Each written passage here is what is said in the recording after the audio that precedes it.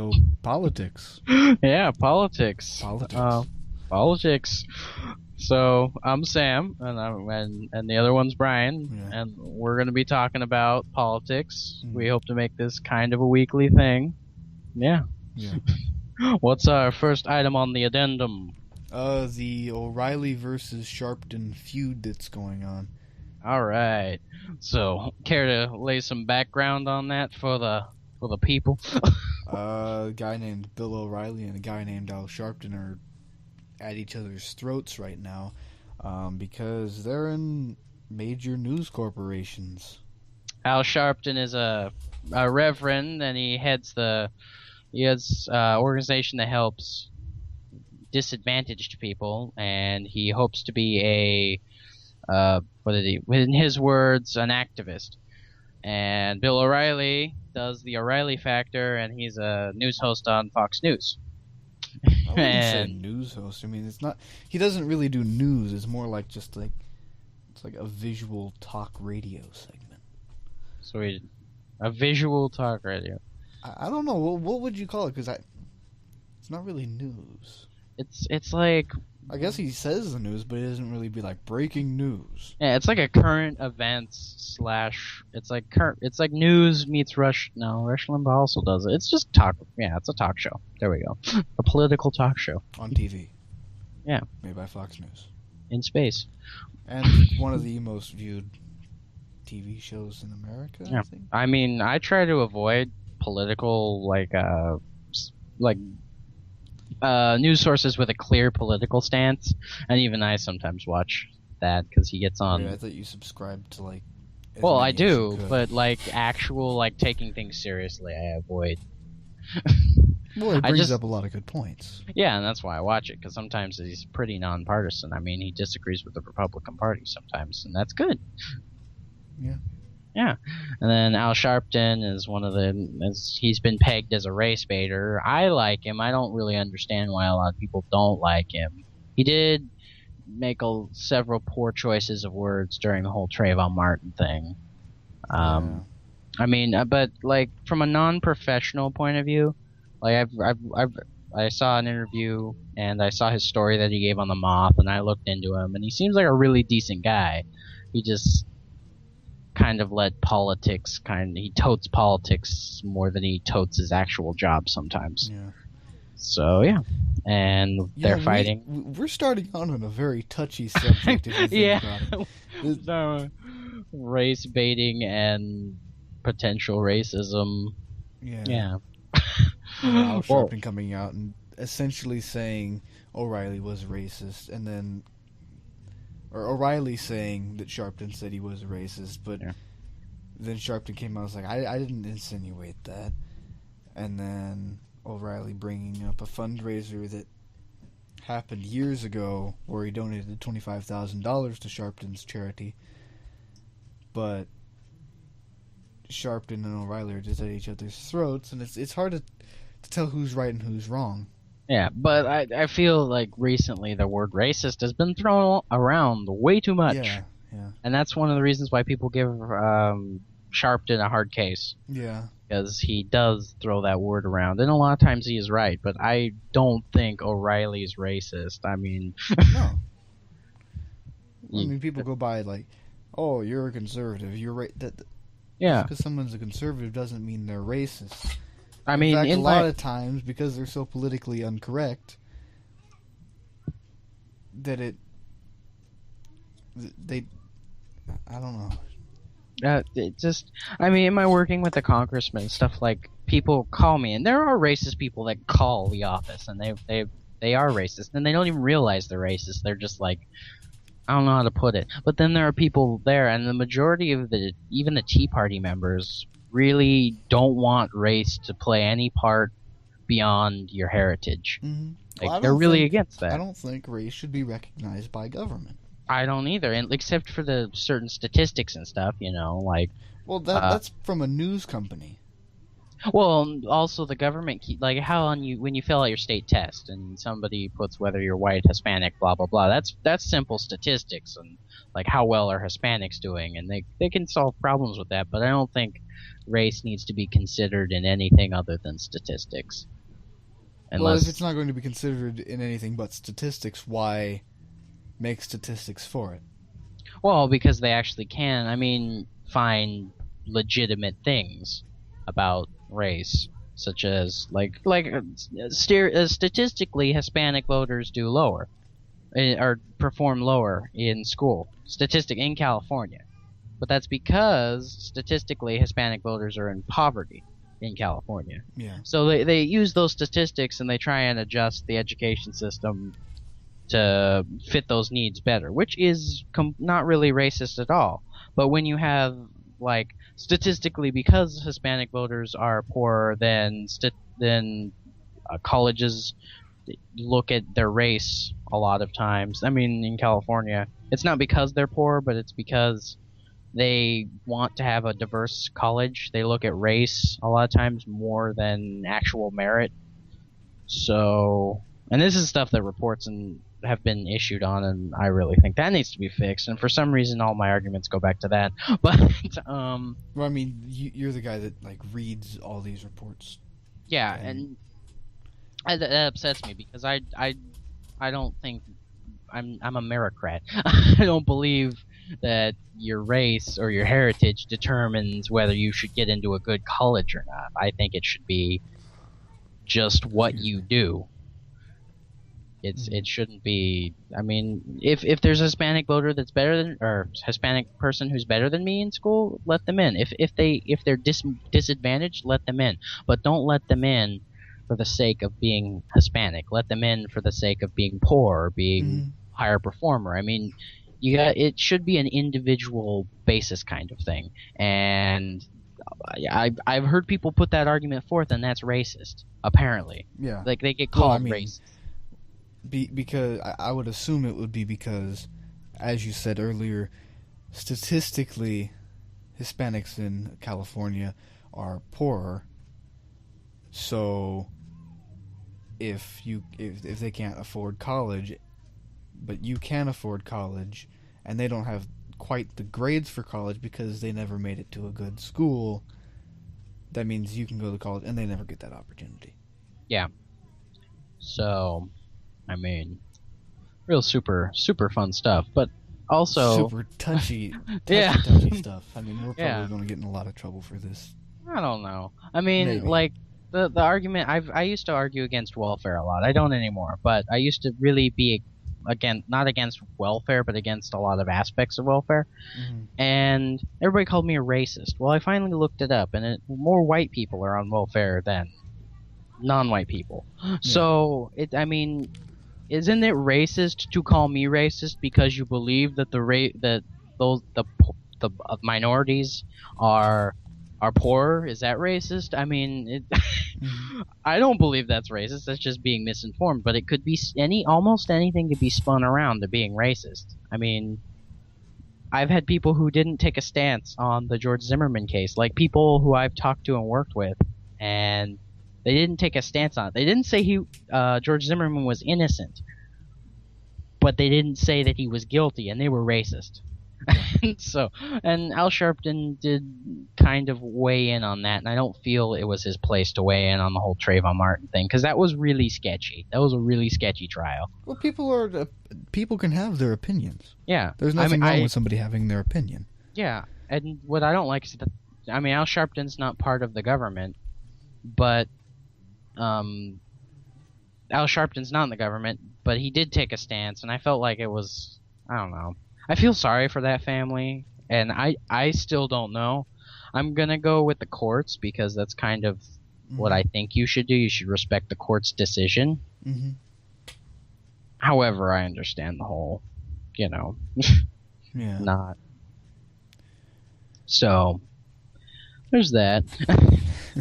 Should we move on to the next subject, or should we skip to the third one? What was the third one? The third one was Egypt. Oh, what was the next subject? Making the political bastards list. Oh well, I think we should go to the political bastards list because Al Sharpton might be on that list. Well, anyone, from the way I look at it, everyone is on the list, and I have to find their way off the list. But the ones I'm the most concerned with is the top 10. Ah, the top 10 on the political. And I'm thinking somewhere in the top 10 is Anthony Weiner. Yeah.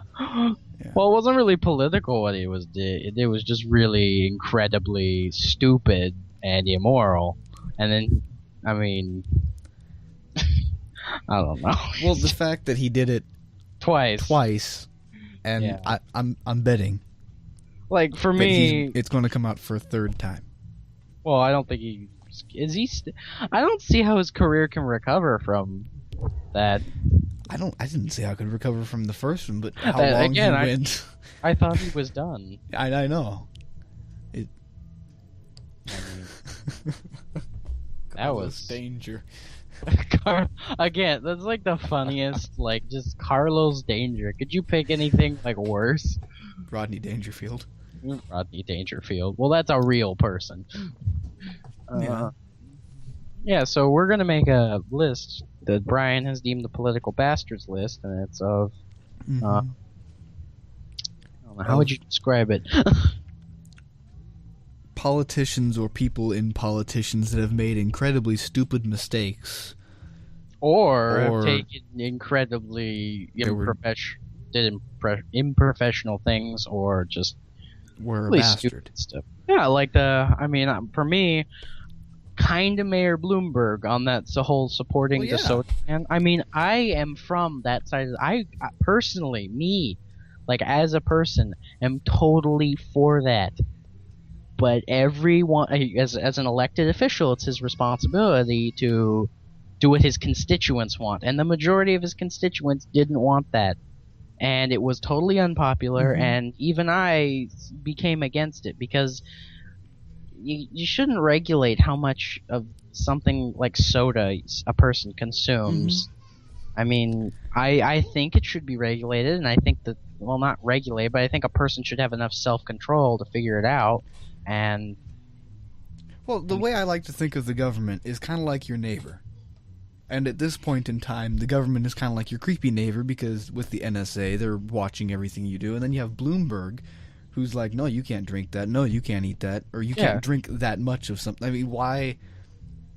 But honestly, his heart was in the right, or that the idea behind that's in the right place, because New York City has a huge obesity problem, and you can't deny the fact that a lot of it stems from that. But that doesn't mean that, because otherwise, I mean, why isn't the government outlawed smoking? Because smoking is worse than smoking's arguably better than obesity, but it has more direct health effects. You can't.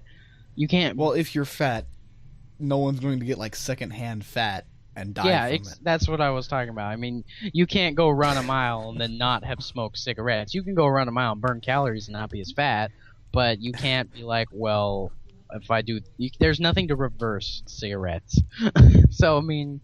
Yeah. Arguably, shouldn't they ban other things? And what about pollution and other? I mean, there is stuff that's they tried to ban pollution, and it just turned into. Well, there's no money in banning pollution. Yeah. I mean, because all the money is held by polluters, so that's corporatism right there. But it has its place. It's a tool. It's a valuable tool. It just needs to be used correctly. All right. So far we have Anthony Weiner. And Mayor Bloomberg. I'm going to open a sticky note here and start. I'd like to, I don't know.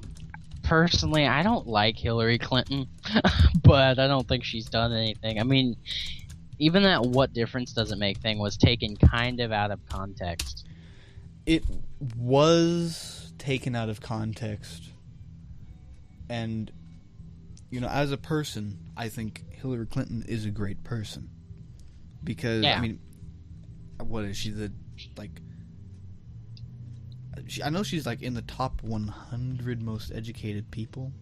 Yeah, and she stuck with Bill Clinton, and she has drive. She's very professional.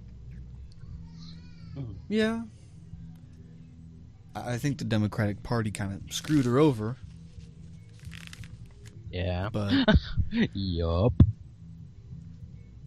Well, I shouldn't say I think. It's kind of obvious that they did. Yeah, but then again, she's running for president, or she's probably going to run for president.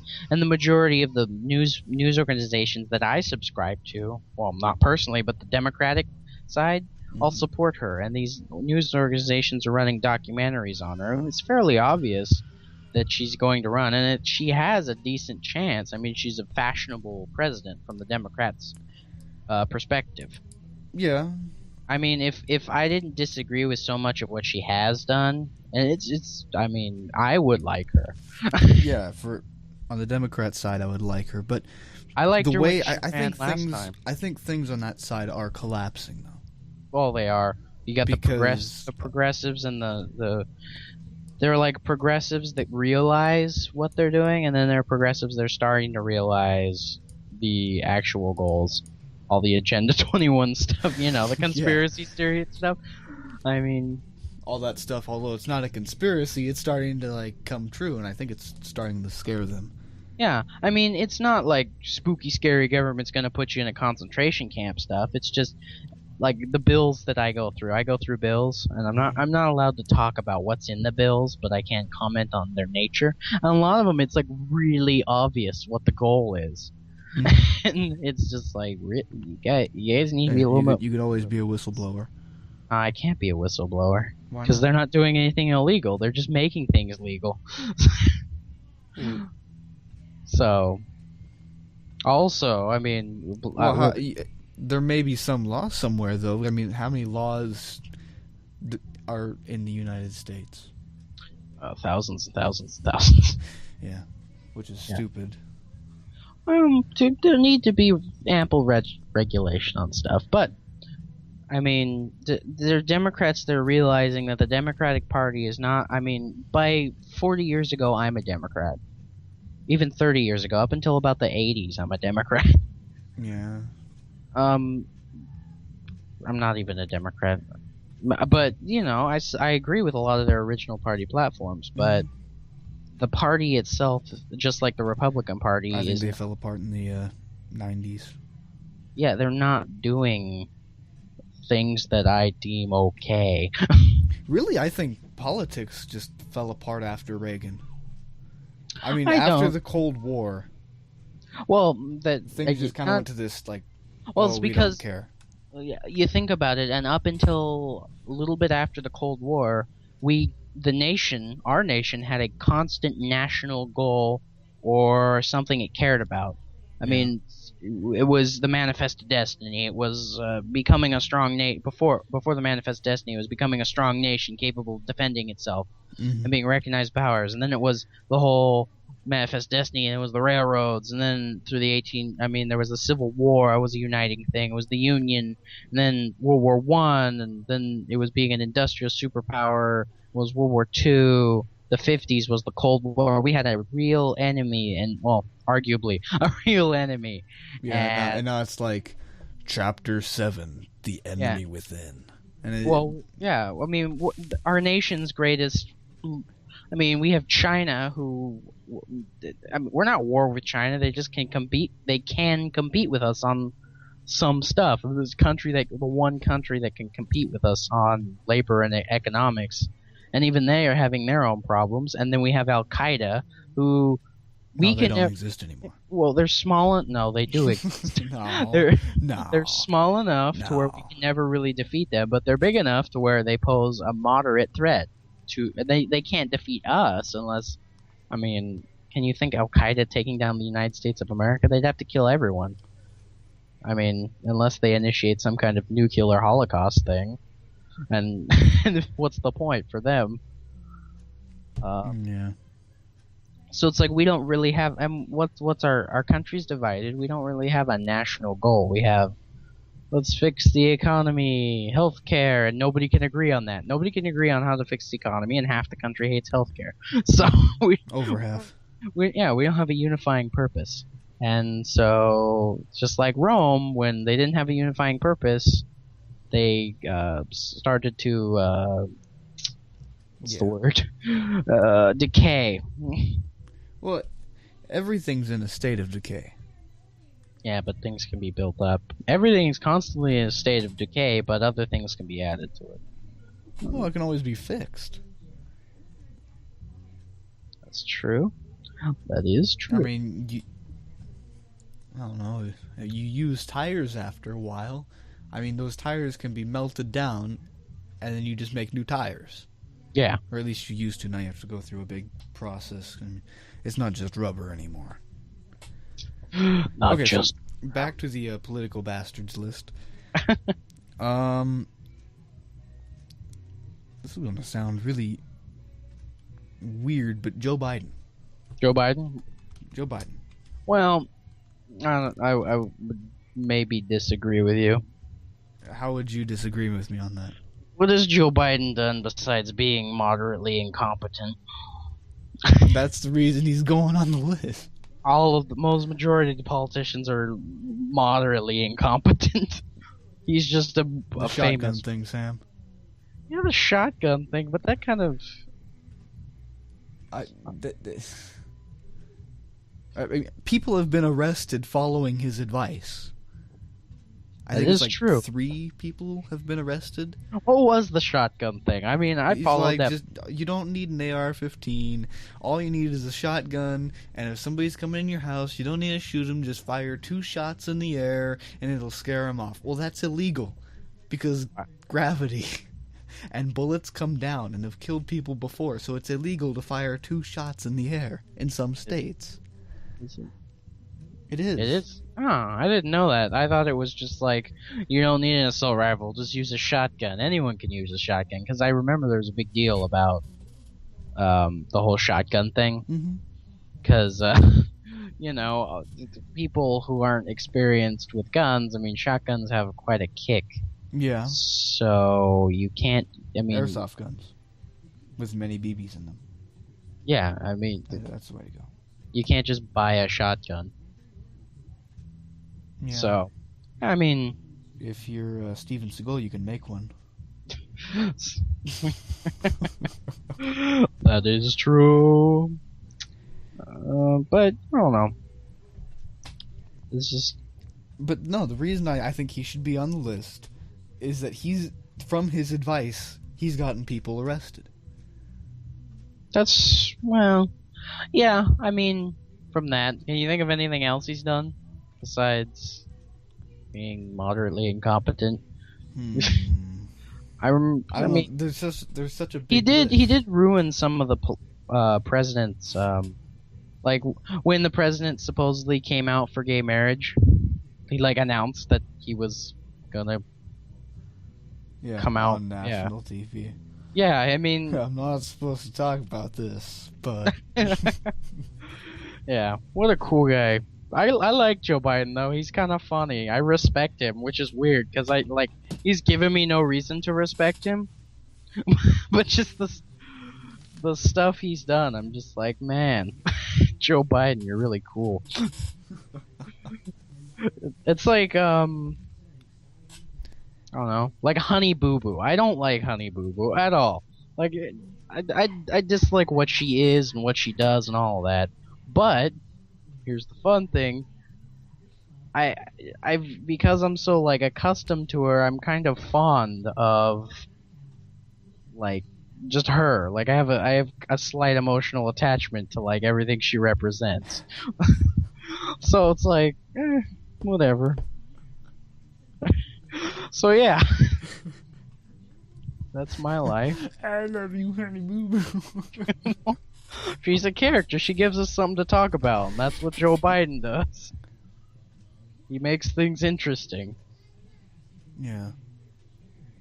All right. Well, fine. Joe Biden will stay off the political bastards list. What about let me rake my mind. Anthony Weiner or Carlos Danger. I also think it's hilarious that his name is Anthony. It's supposed to be Werner, but you know. Yeah. We all know it's not Werner. Well, didn't he come out and say he wanted his name to be Wiener? Yeah, afterwards, because he was like, haha, it'll be funny. Because everything's better when it's over.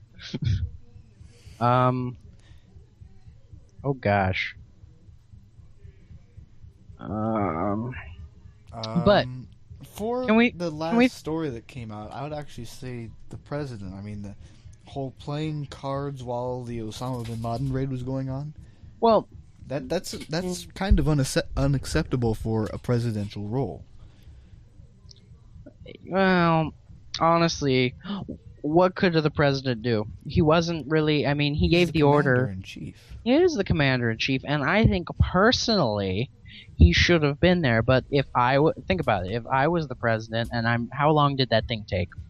Like that whole, I think it was like, all day or something like that. yeah, I mean, I think that I think altogether it was 15 or 25 hours. It was a multiple of 5 or something like that. But you're in there for that long. You can't, I mean, you should, but Well, that's the thing. You should. you should, but I mean, it's, these are people's lives that you're going in to but pretty much but avenge the Americans that died on 9/11 and everyone else that was ever killed by him. yeah, and it's kind of disrespectful that he did that. However, he didn't have really an active role there. Like, what was he supposed to do? Just sit there and watch for that many hours? Yeah. He had to be awake. I mean, Let's not get into him being awake while something big is happening. oh yeah. But you know what I mean. I mean, you can't just be like, oh, I'm gonna go take a nap. Let me know when he's dead.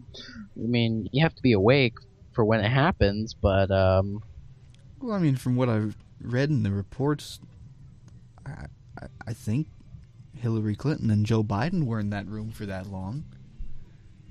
and well, Hillary Clinton wasn't she? What was she? She was Secretary of. Secretary of State. Yeah, so she should have been there. Joe Biden was probably there in his stead, or maybe Joe Biden is actually a little bit of moral fiber and actually stayed in there. Or maybe And because it was his maybe he was. job as vice president to overlook Well, that thing because it's Americans going in there and yeah, even but though he also isn't it Obama's job as president to be in there? that's what I'm So saying. He's the he was commander in chief. It was a military action. He should have been overlooking the entire thing. Yeah, but I don't really view that as something. What was it during that the invasion of Richmond? Lincoln never left the telegraph building until Well, yeah. Richmond was secured.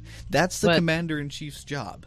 But the Civil War is far from. I mean, the Civil War, the whole fate of the nation hanged in the balance. And I'm not saying that killing Osama bin Laden was not of that gravity, but the Union would not fall apart if we didn't kill him.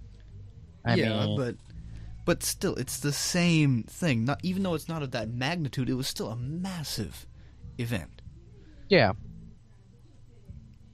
I mean, I don't think it's worthy of putting him on the list. There are other things he's done. I mean, Well, he's on the list, but Yeah, he he- hasn't made his way off. So he's close to the top 10. He's in the top 100. Let's just say that. I mean, conspiracy theories aside, as a politician, I understand Congress has blocked a lot of things he's tried to do, but a lot of things he's tried to do. One of the reasons why I think he should be maybe number one is that he has. I know other presidents have done this, but he has hyper politicized the presidential position. I think that the presidential position should be nonpartisan. And he blames a lot of stuff on Republicans, and maybe that stuff is the Republicans' fault.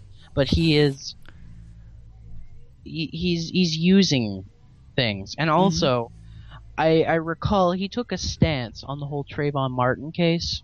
I mean, this is recent, so it's one of the first thing that comes to mind. And I don't think somebody in the government should take a stance on a case that's being handled. I mean, It was after the verdict came out. No, it wasn't. It was during the trials. He didn't say whether he thought he was guilty or not, but the whole that could have been my son or whatever. Yeah, that could have been me.